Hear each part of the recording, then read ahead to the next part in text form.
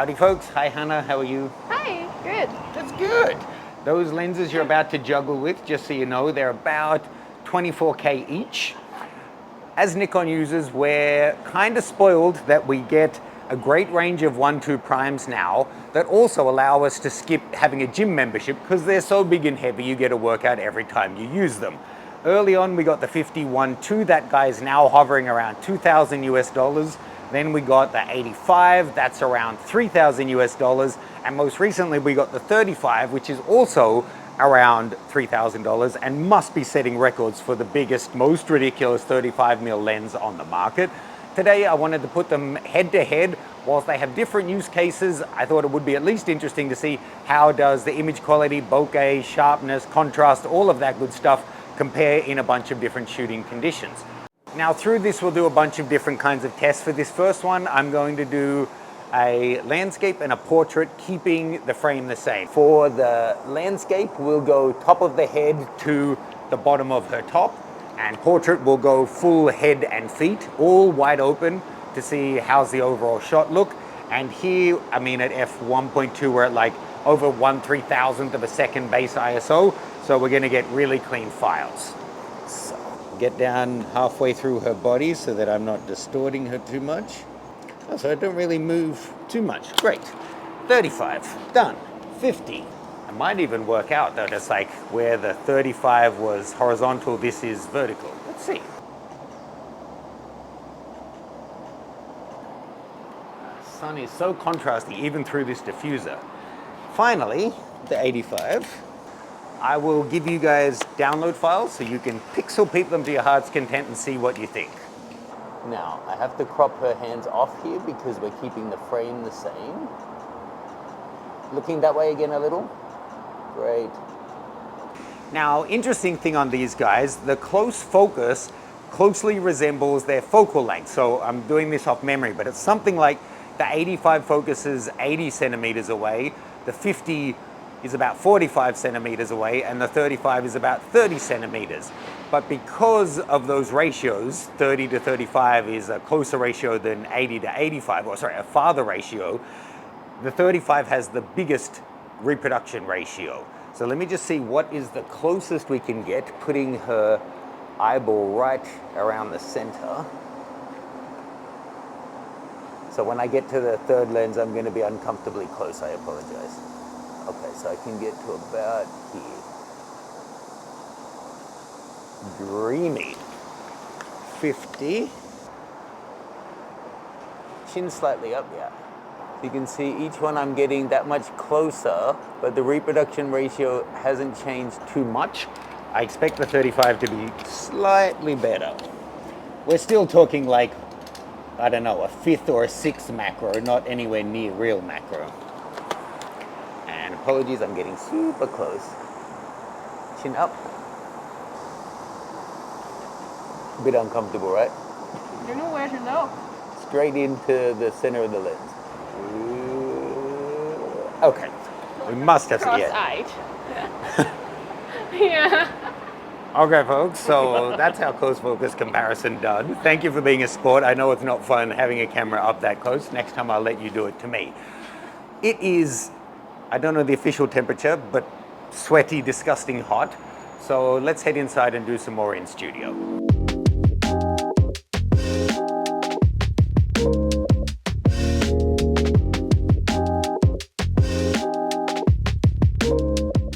Okay, another little comparison between the 35, 50 and 85. We were just shooting some content for Patreon Uncut. You can check that out below. Popped a kimono over the top, and I think this is a really nice frame to demonstrate it. I was shooting this with a 35, but I'll try to get similar kinds of frames with each of the lenses to show you here. So here at, okay, here I get the whole gown at 1.2, 1 250th at ISO 500. Do you want to give yourself a little pour or a drink, or oh, I love the holding the sleeve, so authentic. It looks like you're pouring it onto the table though. Can you bring it back a little? It's just probably my perspective, but it looked like you're pouring it past the cup onto the table. Can you take the hair off this side of your face? Thank you, so we can see your profile. Okay, now let's see. Are you able to turn your, so we see a bit of the open robe, just turning your chest slightly towards me, your whole body, yeah, there we go. That's great. So this is not too much for YouTube.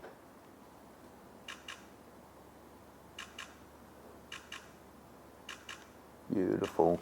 Let's have a look at the 50. Reminder folks, I will make some sample files from the YouTube version of this available for you to download over at my website, and Patreon members will get some of the uncut raw files at patreon.com. Okay, here at 50, nope, I can't lean back far enough. So what am I gonna end up doing? Squatting on the table or something? That's actually lovely. I'm glad to have a camera like this with a dual ISO to be able to put it up to 500 and not worry about it. Otherwise, I'd be trying to keep my ISO low, having a slow shutter speed, and then you get home and find the shots aren't sharp anyway. I'm curious, leave me a comment if you guys are still watching. I assume you're Nikon shooters watching this video. What camera bodies do you own? I'm curious, are people Z8, Z7, Z9, or APS-Cs? Where am I? Yeah, pretty much against the wall. You see from back here, it's kind of the opposite. Normally you can use a longer lens to clean up the frame, but here I actually am getting those overhead curtains, because up close I was just shooting under them. Here I can get them out, but then I need to get the step in the shot. But the good thing, she's stepping up her posing each place we go. Okay, but nice samples. One thing to keep in mind, whether you're using the best of the best lens, generally in backlighting situations, this is actually something we're doing a tutorial on today, you're not going to get the best results wide open. So actually, I think I'm going to redo them for you at f2 and 2.8 just to show you. It's not even a design flaw of the lens, it's just the haze blows out details. So 1.2, f2, and 2.8. Grab the 50 again, because I just love doing things multiple times.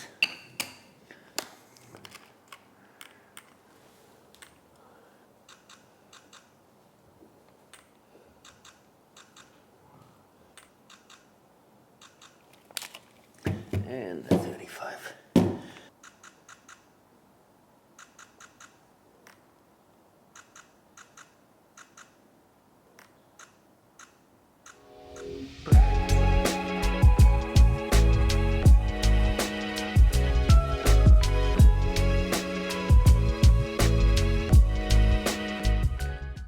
Now, it probably goes without saying, choosing which lens is going to work best for you has a lot to do with what you shoot and how you like to shoot and the actual situations you're going to be in. So in this video, yes, I'm going to give some side-by-side image quality comparisons, equalize the frame and show you how the three of them do.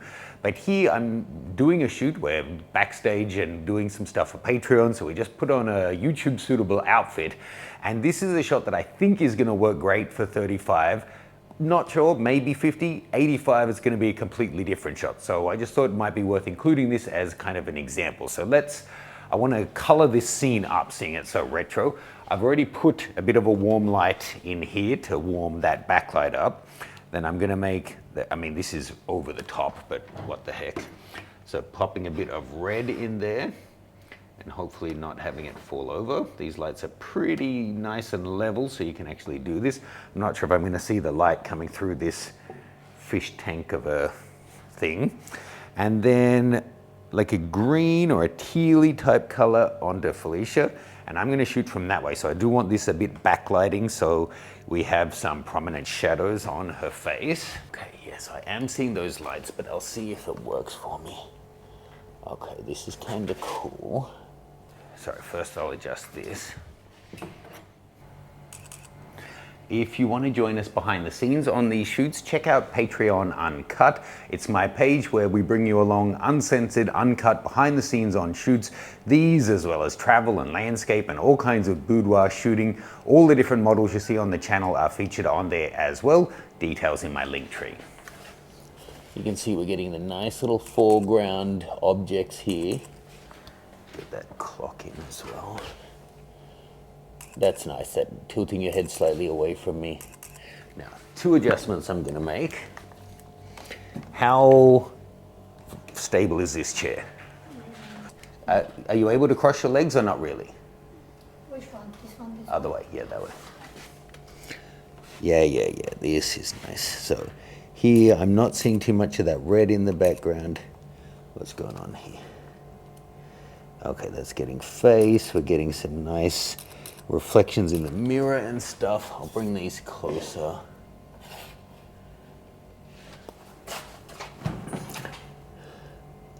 There's our eye. So this 35, looking and then tilting your head down and away from me. Away, yeah. That's perfect. Although now my camera can't really find your eye, but you're doing fine, so I'll just adjust it. There we go. So an interesting kind of frame, I think. Kind of Blade Runner vibes. Or coming in tighter, which is what we're going to get when we go to a longer lens. I like it. Let's have a look on the 50 and see if we still have a shot. Okay, so yes, at 50, it's a very different shot, but I think it still works. I want to, your position of your hand on your leg is great.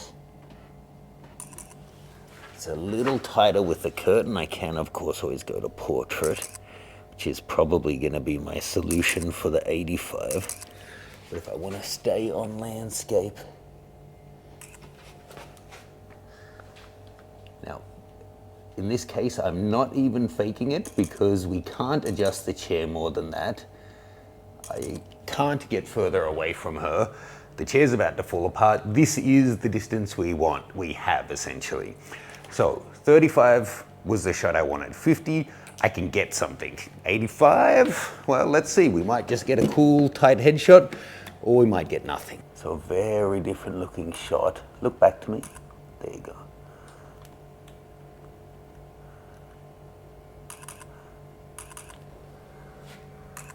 Going to the portrait. If I squeeze against the door, I can just get her head in her hand. Turning her head away from me again.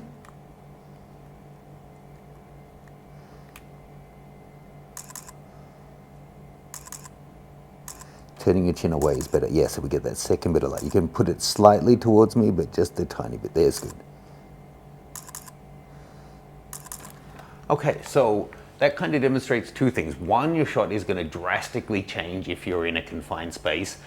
But 2, you will at times just not be able to get a certain shot. You know, if you're trying to get a tight headshot, the 35 is not going to be it. The 80 is a better option. The environmental portrait, 35 is probably going to do better. 50 can also work. Okay folks, so 3 fantastic prime lenses. I've already pixel peeped the files. I own the 50 and the 85. I've managed to resist the temptation of the 35. They're all stellar performers. I don't know that they justify their size and weight other than as workout equipment, considering what else is on the market at smaller sizes. But let's put that aside. Let's take a look at some files. So unfortunately, I can't show you any of the Patreon type images, but taking a look at them here, this is the 35. And yes, of course, there's some variation in terms of how her face was positioned and how the light was catching, but you can see crazy detailed. The background, whilst it is super blurred because you see a wider field of view, it may still seem busier than some of the later shots. So here's stepping up to the 50. The blur does seem more pronounced, but I think it looks like I'm a little closer on this file as well. Still beautifully detailed, but then you're seeing less of the background when you compare it. See the railing, the number of those guideposts, it's all kind of narrower. Then stepping up to the 85, again, it just really melts it away. So I think if you were going to be shooting this kind of a similar shape and size, and you're really comparing it just about what can you do to melt the background, then the longer the lens is going to work better for you. But there's more to it than that. So taking a look, here's our close focus. That's the closest we could get on the 85, the 50, and then the 35. Now, I'm not suggesting you take close-ups and make someone look like they have one of those bobbleheads, but if you're going to be doing something that requires close focus, that's really handy. And at the end of the day, and I guess you probably knew this as you started jumping into this video, it really just comes down to what you're shooting. There's things, the 50's the all-rounder. If you could only have one, that's the way to go. You can shoot full length as well as environmental portraits. If you're going to do mostly environmental portraits, then the 35 would be a better option. If you're going to do mostly, half body, full body, or headshot portraits, then the 85 might be a better option for you. If you really want to compress and minimize the background, the 85 is a great option. But there are times where an 85 will let you clean up the background, but there's other times, like in that Japanese studio, where the wide angle lens coming in let me clean up the background better. It really depends on the kind of scene that you're shooting in. So it may be that using a 2.8 zoom is a better option for you than using primes for all your work. But all fantastic. I would really love to see eventually, when a Generation 2 comes, that they follow the route of Sony and miniaturize them, because whilst they're great, they're super expensive, they're super big, and I really just don't think the over 1 kilo per lens is really justified despite the performance. Let me know your thoughts. I'll see you soon.